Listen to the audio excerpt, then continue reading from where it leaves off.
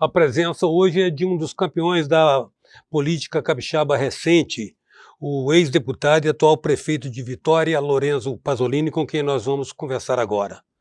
Prefeito, quero agradecer a sua presença e o tempo que você encontrou na sua agenda, que deve ser uma agenda muito concorrida, para nos conceder um pouco de atenção e compartilhar conosco, com o telespectador da RTV, um pouco do conhecimento do senhor, né?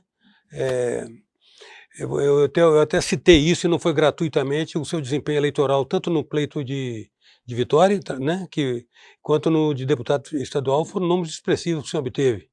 E o senhor atribui a que isso? Já havia um reconhecimento prévio do seu trabalho? Você já estava familiarizado com o público? O que você atribui a isso? Eustáquio, telespectadores, eu agradeço a oportunidade novamente. Nós que agradecemos. Para nós é um prazer, uma satisfação estar aqui conversando com os amigos, as amigas da Rede TV.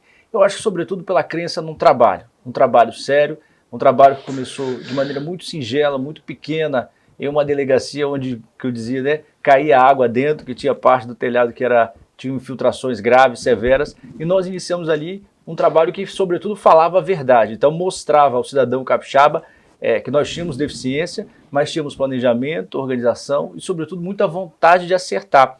E a população, graças a Deus, acreditou nisso, naquela vontade de acertar, de se preparar, de se organizar para dar a resposta que o cidadão merece. E a partir dali, então, inicia-se uma trajetória, um caminho, e as sementes foram sendo plantadas ao longo do tempo, e tivemos o êxito recente agora de assumir a capital do estado, a prefeitura do município de Vitória.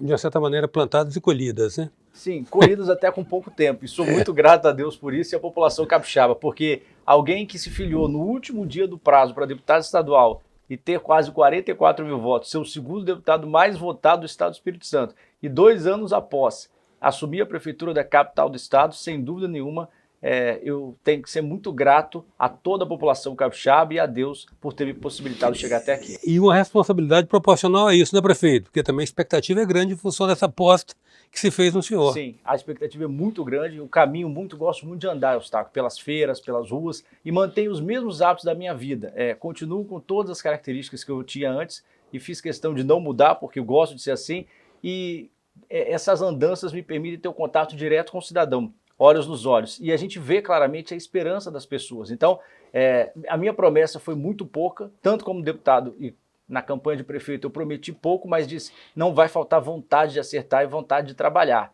Isso, graças a Deus, nós estamos tendo todos os dias. Prefeito, há muita diferença entre a proposta da campanha, que até então, de uma certa maneira, se formula uma série de mundos desejáveis, e a agenda efetiva da administração? Eustáquio, como eu disse agora há pouco, no nosso caso, ela não fica tão distante, porque as nossas propostas não foram propostas mirabolantes. O que nós dizíamos desde já, Vitória precisava se reorganizar, precisava se preparar para o futuro, precisava de um choque de gestão que exigia coragem, competência, uma equipe técnica, mas principalmente alguém que tivesse a questão de encarar de frente os problemas da cidade. Então, sem demérito nenhum a quem passou, todos os gestores anteriores foram importantes para a cidade. Nós não estamos aqui para dizer que somos melhores nem piores que ninguém, mas faltava naquele momento um pouquinho mais do ingrediente técnico. A cidade foi se perdendo muito no ingrediente político, ou seja, em dado momento da cidade, a política se sobrepôs à técnica de maneira tão forte, tão aguda, que praticamente os técnicos não queriam mais participar da gestão municipal, porque a decisão e toda decisão era só política. Então o nosso papel era equilibrar um pouco essa balança, trazer um pouquinho a técnica, trazer um pouquinho do nosso conhecimento e ajudar, junto com a boa política e com os bons atores políticos de Vitória, e fazer essa construção coletiva. Esse é o nosso desafio do dia a dia. Prefeito, Vitória tem uma característica muito especial que às vezes até desabona o prefeito do plantão. Sempre se alega que, por ser uma prefeitura rica, tendo dinheiro, não é tão difícil como administrar a escassez. O que o senhor encontrou de positivo que o senhor manteve por aprovar, por referendar? De positivo, nós temos a equipe técnica dos servidores efetivos. Os servidores de Vitória são muito qualificados, são pessoas sérias, idôneas, que trabalham e que têm uma história de vida. E eu fico aqui o meu agradecimento a todos os servidores da prefeitura. Mas nós temos que reconhecer, havia uma desorganização das finanças. A prefeitura perdeu capacidade de investimento. Então, essa lenda que existia de que Vitória era uma cidade rica, isso não existe mais. Vou dar um exemplo. O nosso orçamento de 2 bilhões, 200, o orçamento que nós herdamos, ele tinha previsto para investimento apenas 10 milhões de reais. Então, Vitória tinha praticamente zero. Meio por cento. Meio por cento de todo o orçamento. Exatamente isso. É algo extremamente perigoso. porque ela não se preparou para a perda de receita que houve ao longo do tempo. E, infelizmente, continuou gastando e gastando mal. Outro exemplo, o inchaço da folha de pagamento. Nós tínhamos muitos servidores e uma questão muito difícil que nós precisávamos enfrentar, que foi a reforma da Previdência, que não havia sido feita em Vitória. O Brasil já fez, era uma exigência do governo federal, uma exigência através de emenda constitucional, e infelizmente Vitória não havia feito. Eustáquio, pasmem, Vitória não tinha certidão de regularidade. É como você em casa, por exemplo, que não tem a certidão lá do SPC. Vitória não tinha certidão. Então, logo ao assumir, nós fomos alertados pelos órgãos de controle dizendo o seguinte, olha, o repasse das verbas municipais receitas de capital vai nenhuma. ser suspenso. É isso aí. Então, o que foi os documentos oficiais que chegaram até nós dizer, olha, ou vocês se adequam, fazem todos os cortes necessários, ou Vitória vai ficar sem receber toda a transferência voluntária, o que seria o caos para a cidade. E aí, então, nós tivemos que nos debruçar, colocar toda a equipe para trabalhar e, graças a Deus, vou te dar um exemplo, conseguimos reduzir só em contratos 26 milhões de reais. Então, nós não paralisamos nenhum serviço da cidade, Eustáquio, telespectadores, mas convidamos todos os contratados, as empresas, pessoas jurídicas, prestadores de serviços, a sentar à mesa com a nossa equipe técnica, temos um comitê de controle gestor de gastos e repactuar os contratos, dizendo o seguinte, olha, esse é o preço de mercado, isso aqui nós pagamos, mais que isso não tem conversa, a cidade não suporta. E eu agradeço também aos fornecedores, eles entenderam e conseguimos repactuar isso tudo em 26 milhões de reais. Outro exemplo, folha de pagamento.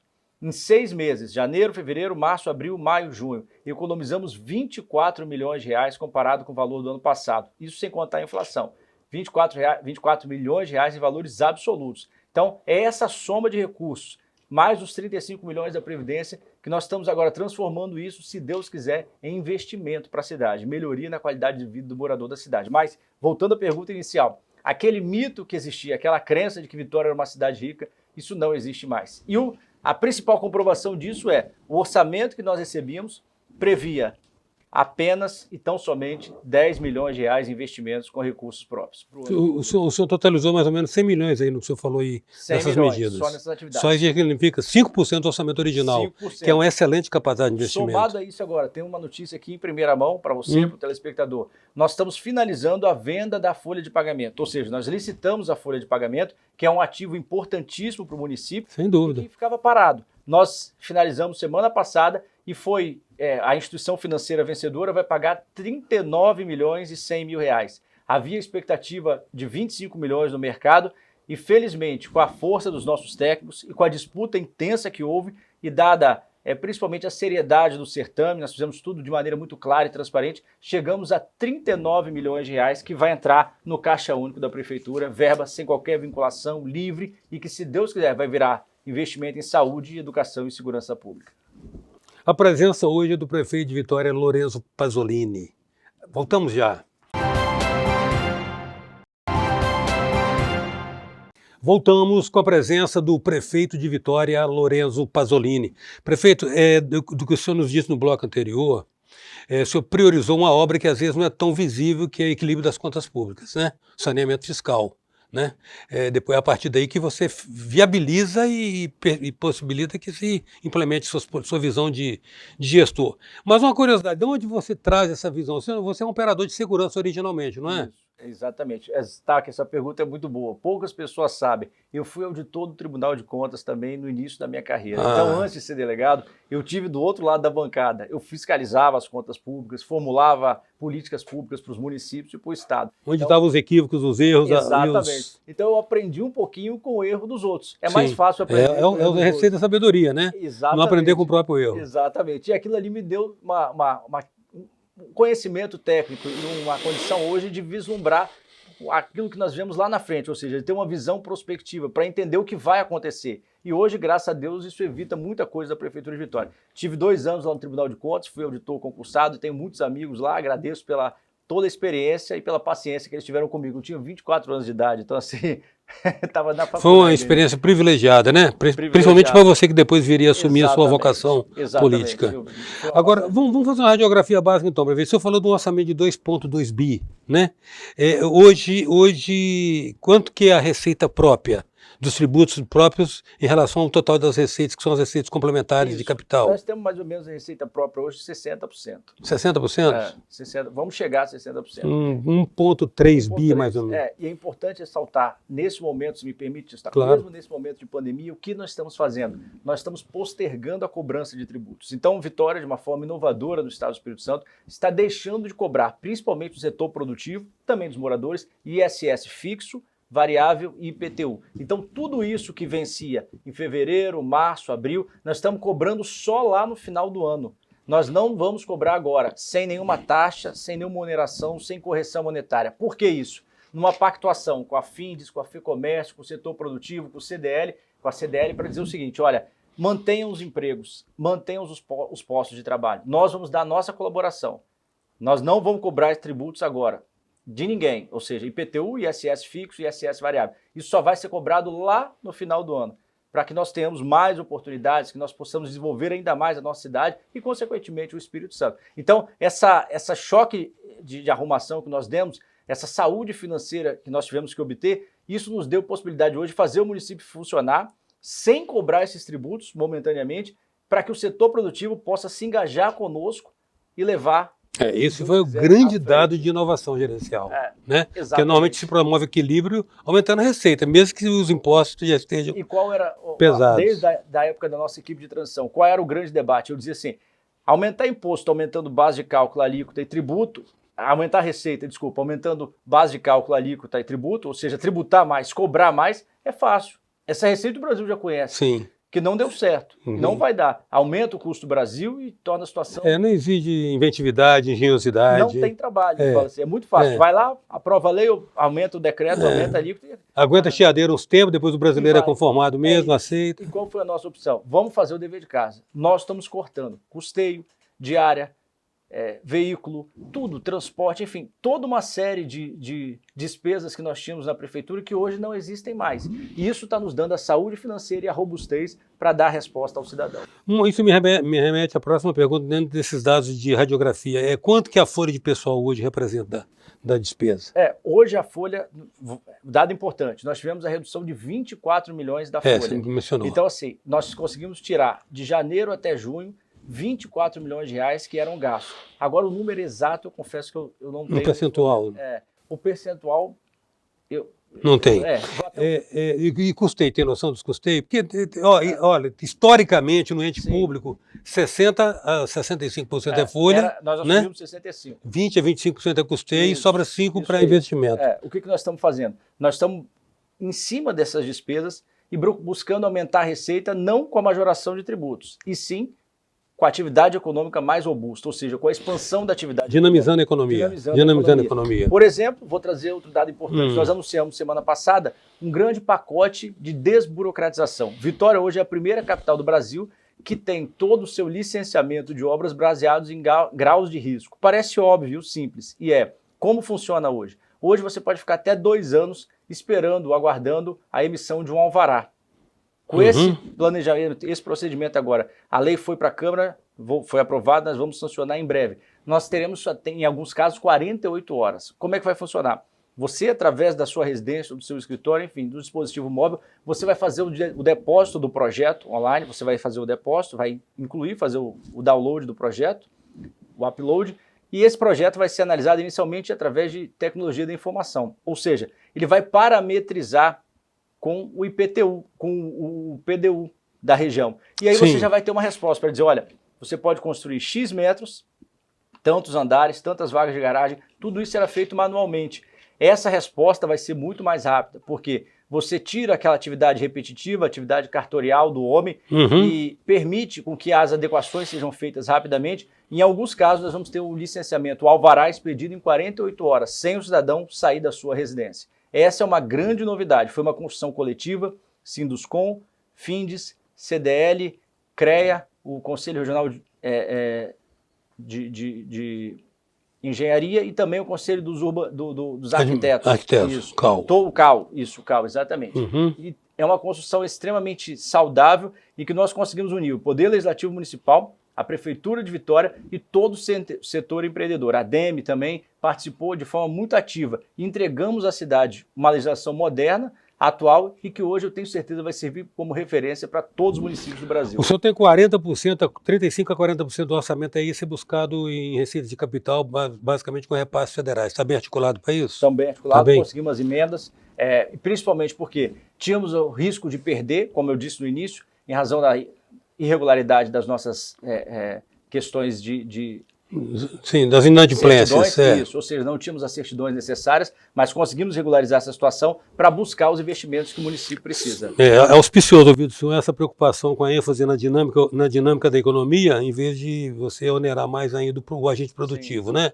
O agente produtivo é muito onerado. Uma questão, prefeito, que se coloca para a qualidade de vida e avaliação de qualidade de vida é a questão da mobilidade urbana, e aqui não resiste à provocação.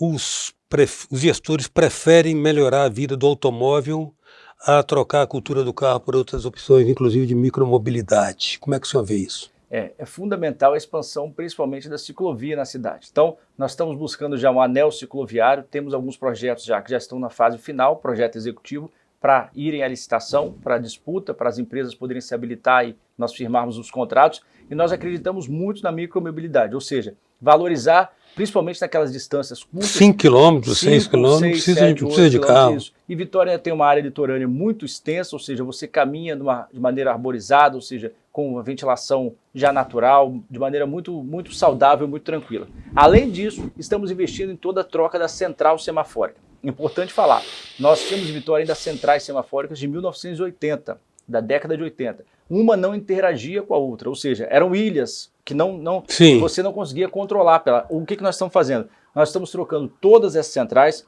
isso já está mais perceptível nos corredores, Avenida Dante Michelini, Avenida Beira-Mar, Fernando Ferrari, todas as centrais já foram trocadas e você controla elas automaticamente. O próximo passo, nós estamos chegando em inteligência artificial. Já estamos instalando câmeras em cima dos semáforos, aquelas câmeras não são radares, elas não multam, mas essas câmeras vão fazer com que monitore fluxo, define o tempo que vai ficar o sinal aberto. Exatamente, automaticamente, sem qualquer interferência humana. São mini robôs, né? Eles têm mini computadores, processadores, e que ele vai controlar o tempo do sinal, de maneira automática, sem intervenção humana. Vitória está partindo então para ser uma cidade mais do que digital, inteligente. Exatamente. Porque esses dados permitem monitorar uma série de decisões administrativas. Tudo, não só o fluxo, mas também, por exemplo, nós controlamos... Lixo. Hoje segurança. Todos os veículos, eu ia chegar, todos os veículos que transportam resíduos sólidos da cidade são controlados. Nós temos lá na nossa central, no bairro Resistência, um telão, né? Temos um grande dispositivo que fica ligado 24 horas por dia e nós sabemos exatamente onde cada veículo está, de maneira online, de maneira remota e, vamos dizer assim, ao vivo. A presença hoje é do prefeito de Vitória, Lorenzo Pasolini. A gente volta já. Voltamos com a presença do prefeito de Vitória, Lorenzo Pasolini. Prefeito, aproveitar a posição privilegiada de interlocução com o senhor aqui para apresentar uma ideia que a gente viu em algumas cidades do mundo.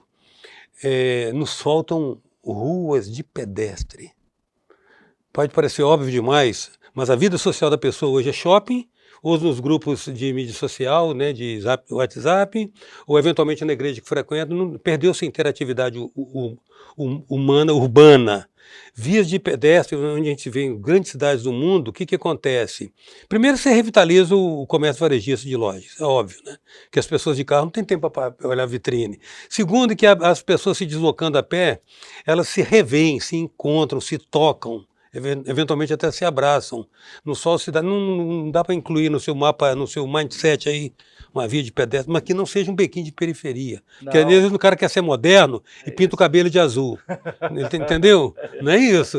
Não é botar uma ruazinha lá na periferia. Vou pegar uma via expressiva, porque depois que ela se tornar... Você conhece aquela rua de Domingos Martins? Sim. Não, rua de lazer. Aquela rua ali eu ajudei a cometer aquilo, entendeu? Na época eu vinha com a experiência lá de fora e mostrei para o prefeito, ele era bastante receptivo, acolheu e 6 meses depois ela estava implantada. No caso da cidade interior deveria até ser replicada como padrãozinho, né? Porque eu acredito pessoalmente que humaniza muito a cidade.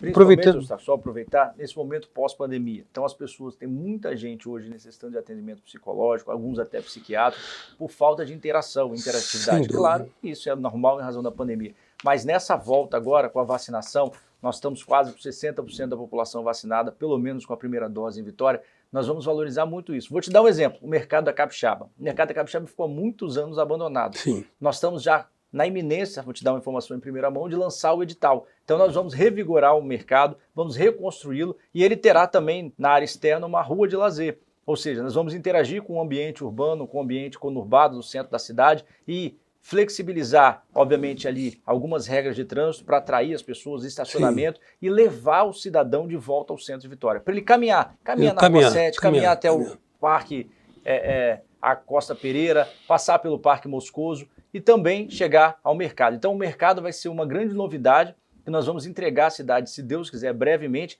e será um ambiente, um espaço múltiplo de gastronomia, de música, de lazer, de qualidade para o cidadão de Vitória e para o capixaba curtir e aproveitar. Literalmente uma revitalização, né? E uma incorporação, porque as cidades normalmente tendem, né? As funções econômicas evadem-se, migram do centro da cidade e ela tende a deteriorar, né? Exatamente. Essa atitude aí vai... Esse investimento, com 6 meses de mandato, nós vamos colocar mais de 10 milhões lá no mercado municipal para valorizar e reconhecer ainda mais a importância do nosso do Centro Histórico e Artístico. Concomitante a isso, se me permite, fizemos a abertura também da FAFI, que estava há muito tempo abandonada, então levando arte, cultura, a Casa Porto também ali está funcionando plenamente. Tudo isso hoje faz Vitória pulsar novamente, algo que há muito tempo estava abandonado. Tivemos recentemente um evento teste pós-Covid, dentro desse mesmo coisa que a gente está tratando aqui, do mesmo assunto de interação social. Tivemos a Camerata agora lá no SESI, que foi um sucesso muito grande, um público de 90 pessoas com pós-Covid, a prefeitura entrou testando, mostrando o cartão, ou seja, quem já estava vacinado,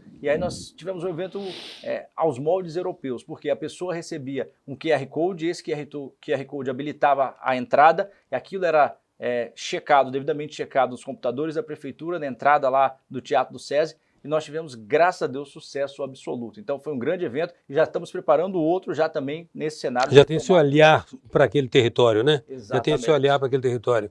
Prefeito, agora uma questão. O senhor tem essa experiência gerencial que foi nos revelada agora a partir do Tribunal de Contas, depois a experiência de operador de segurança. A questão da segurança. A gente sabe que tem razões sociais e culturais, né? Eu tive a oportunidade de conhecer sociedades extremamente pobres que nem por isso eram violentas. Então, há uma componente cultural indiscutível, né? Então, você tem a componente cultural, você tem a componente social, que é a assimetria social, né? Realmente, de fato, a exclusão faz com que o garoto que não tem aquele tênis do shopping tente obtê-lo de qualquer maneira. E temos também uma percepção de falta de segurança que parece que estimula a marginalidade, né? Que diagnóstico o senhor faz? Há uma situação específica de Vitória ou Vitória se insere no contexto geral das cidades brasileiras? Eustáquio, primeiro nós estamos investindo muito em assistência social. Tivemos o auxílio municipal emergencial, o cartão de auxílio com verba própria da prefeitura, 2 parcelas de R$250 com a ajuda da Câmara de Vereadores, para não deixar ninguém em insegurança alimentar, ou seja, as pessoas que estavam sem nada, sem alimento dentro de casa, com a geladeira vazia, com a panela vazia, receberam esse auxílio para sua subsistência. Além disso, atendemos os 43 mil estudantes da rede municipal com kit alimentação e kit verde, porque as nossas estatísticas mostram que 80% dos nossos alunos fazem a principal refeição nas escolas. Isso garante dignidade e cidadania. Por outro lado, não podemos deixar de cobrar do cidadão um comportamento exemplar. Então, qual é a nossa opção? Nós damos as condições, qualificação profissional, curso técnico, Secretaria do Trabalho, enfim, valorizamos, incentivamos e reconhecemos que muitas pessoas que estão no grau de vulnerabilidade social precisam de ajuda do poder público, é o papel do poder público nesse momento, fundamentalmente é esse. Mas não podemos também tergiversar e aceitar práticas criminosas. Por isso, com o fortalecimento da Guarda Municipal, o aumento do efetivo nas ruas, troca do armamento integral e soluções de tecnologia, Vitória passou 35 dias esse ano sem ter um único crime violento, sem ter um único homicídio. Hoje nós temos redução dos índices de homicídio, redução dos crimes violentos e estamos chegando agora ao segundo ciclo de 30 dias sem nenhum crime violento na cidade. Não tenho dúvida nenhuma de que é a única capital do Brasil que vai chegar, não em períodos completos, mas se você somar intercalados, 60 dias sem um único homicídio na cidade. Então, isso é um marco histórico. Essa integração com a Polícia Militar, com a Polícia Civil e com as forças federais tem nos permitido hoje virar essa página. Por exemplo, Estamos participando agora, estamos colocando na cidade o cerco móvel. O que é isso? Através de smartphones, ou seja, tecnologia embarcada, os agentes terão pontos na cidade de blitz, pontos de paralisação, em que eles não irão mais abordar qualquer veículo. Por exemplo, aquele veículo suspeito.